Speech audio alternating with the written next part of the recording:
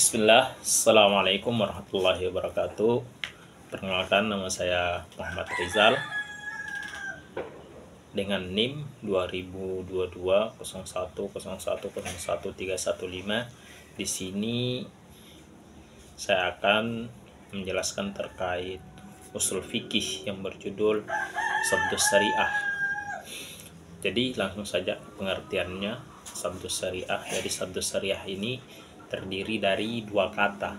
Yang pertama itu asad, yang berarti menutup sesuatu yang cacat atau rusak, atau menimbun lubang.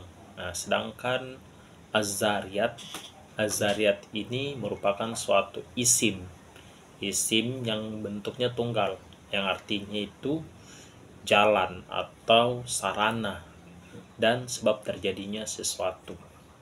Adapun beberapa menurut para ulama terkait tentang pengertian Sabdus Syariah ini, yang pertama ada menurut Al-Karafi. Menurut Al-Karafi ini Sabdus Syariah itu adalah memotong jalan atau kerusakan sebagai cara untuk menghindari kerusakan tersebut. Artinya apa? Maksudnya meski sesuatu perbuatan bebas itu dari unsur kerusakan atau mafsadah, namun jika perbuatan itu merupakan jalan atau sarana terjadinya sesuatu kerusakan atau mafsadah, maka kita harus mencegah perbuatan tersebut. Itu menurut Karafi. Adapun menurut Imam As-Syaukani, nah, dia berpendapat Sabdus Syariah ini adalah masalah atau perkara yang pada lahirnya itu dibolehkan, namun akan mengantarkan kepada perbuatan yang dilarang. Adapun menurut As-Satibi, menurutnya itu Sabdus Syariah itu adalah menolak sesuatu yang boleh agar mengantarkan kepada sesuatu yang dilarang. Adapun dasar-dasar hukum dari Sabdus Syariah ini, yang pertama di dalam Al-Quran, A'udzubillahi minasyaitonirrajim, Bismillahirrahmanirrahim. Wala tasubbul ladzina yad'una min dunillahi fayasubbul ladzina aduwwan bighairi ilm kadzalika zayyana likulli ummatin 'amaluhum thumma ila rabbihim marji'uhum fayunabbi'uhum bima kanu ya'malun. Yang artinya, dan janganlah kamu memaki sembahan-sembahan yang mereka sembah selain Allah, karena mereka nanti memaki Allah dengan melampaui batas tanpa pengetahuan. Demikianlah kami jadikan setiap umat menganggap baik pekerjaan mereka, lalu mereka memberitakan kepada mereka apa yang dahulu mereka kerjakan. Di dalam ayat ini menjelaskan bahwa menekankan bahwa orang yang Tuhannya itu dicaci kemungkinan akan membalas mencaci Tuhan yang diyakini oleh orang yang sebelumnya mencaci.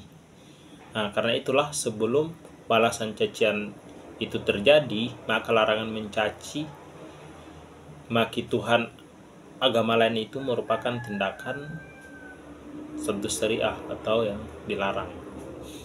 Terus adapun ayat lainnya itu A'udzubillahi minasyaitonirrajim, Bismillahirrahmanirrahim. Ya ayyuhalladzina amanu la taqulu ra'ina wa qulu unzurna wasma'u walil kafirina adzabun alim. Yang artinya, hai orang-orang yang beriman, janganlah kamu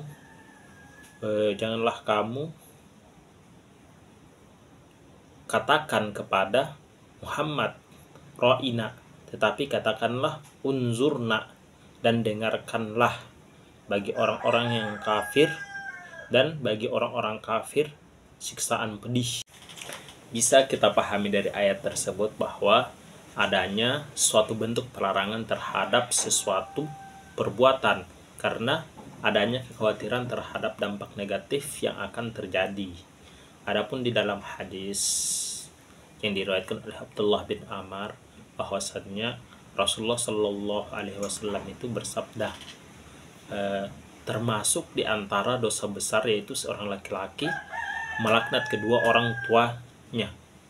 Lalu Rasulullah ditanya, oleh sahabat tersebut, bagaimana caranya seorang laki-laki itu melaknat kedua orang tuanya? Lalu Rasulullah SAW pun menjawab, yaitu seorang lelaki mencaci ayah orang lain, kemudian orang yang dicaci itu membalas lagi, mencaci maki ayah laki-laki tersebut. Nah, di dalam hadis ini dijadikan suatu dasar hukum oleh Imam As-Satibi menjadi konsep saddus syariah. Adapun dalam kaidah usul fikih yang kaidahnya itu kayak begini, menolak keburukan atau mafsadah itu lebih diutamakan daripada meraih kebaikan atau maslahah. Baik, saddus syariah itu, adapun objek-objek saddus syariah dilihat dari objek atau aspek akibat yang ditimbulkan. Menurut Ibnu Qayyim ini, dia mengklasifikasikan az-zariyah itu menjadi 4 macam. Yang pertama, suatu perbuatan yang pada dasarnya itu diperbolehkan atau dianjurkan, namun secara sengaja dijadikan sebagai perantara untuk terjadinya suatu keburukan atau mafsadah. Misalnya, menikahi perempuan yang sudah ditalak 3 agar sang perempuan itu bisa dikawini. Terus contoh lainnya itu seperti melakukan jual beli dengan cara tertentu yang mengakibatkan munculnya unsur-unsur riba. Terus yang kedua, menurut Ibnu Qayyim, suatu perbuatan itu pada dasarnya diperbolehkan, namun tidak disengaja untuk menimbulkan suatu keburukan atau mafsadah. Nah, dan pada umumnya itu keburukan itu tetap terjadi meskipun tidak disengaja. Atau keburukan mafsadah itu yang kemungkinan terjadi tersebut lebih besar akibatnya daripada kebaikan yang ditimbulkan. Contohnya itu seperti mencaci maki berhala yang disembah oleh orang-orang yang musyrik. Terus yang ketiga, suatu perbuatan yang memang pada dasarnya itu pasti akan menimbulkan suatu kerusakan atau mafsadah. Nah, hal ini misalnya seperti perbuatan mengkonsumsi minuman keras yang bisa itu mengakibatkan mabuk, atau misalkan perbuatan zina yang bisa menimbulkan itu ketidakjelasannya asal usul suatu keturunan. Terus yang keempat atau yang terakhir menurut Ibnu Qayyim, sesuatu perbuatan yang pada dasarnya itu diperbolehkan, namun terkadang bisa menimbulkan keburukan atau mafsadah. Kebaikan yang ditimbulkan lebih besar akibatnya itu daripada keburukannya. Misalnya kayak melihat perempuan yang sedang dipinang, itu tidak dibolehkan, atau mengkritik pemimpin yang zalim. Nah, sedangkan menurut Imam As-Satibi, dia ini membagi menjadi 3 macam. Yang pertama itu sesuatu yang telah disepakati untuk tidak dilarang, meskipun bisa juga menjadi jalan atau sarana terjadinya sesuatu perbuatan yang diharamkan. Contohnya itu seperti menanam pohon anggur, ya kan? Yang ditakutkan itu nanti kemungkinan besar anggur ini yang sedang dipinang, itu tidak dibolehkan, atau mengkritik pemimpin yang zalim. Nah, sedangkan menurut Imam As-Satibi, dia ini membagi menjadi 3 macam. Yang pertama itu sesuatu yang telah disepakati untuk tidak dilarang, meskipun bisa juga menjadi jalan atau sarana terjadinya sesuatu perbuatan yang diharamkan.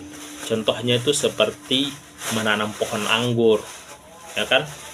Yang ditakutkan itu nanti kemungkinan besar anggur ini dijadikan dijadikan khamar. Terus yang kedua, sesuatu yang disepakati untuk dilarang.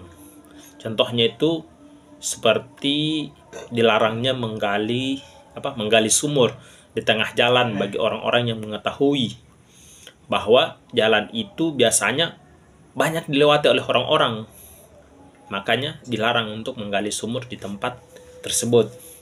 Terus yang ketiga, menurut As-Satibi dan ulama-ulama lain,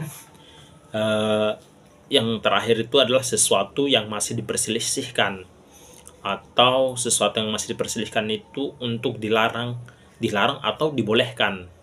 Contohnya itu kayak seperti kita memandang perempuan, karena takutnya menjadi jalan lah terjadinya suatu perzinahan. Mungkin itu saja dari saya terkait tentang saddus syariah, mulai dari pengertian saddus syariah, terus dalil-dalil mengenai tentang saddus syariah, dan objek saddus syariah menurut beberapa ulama.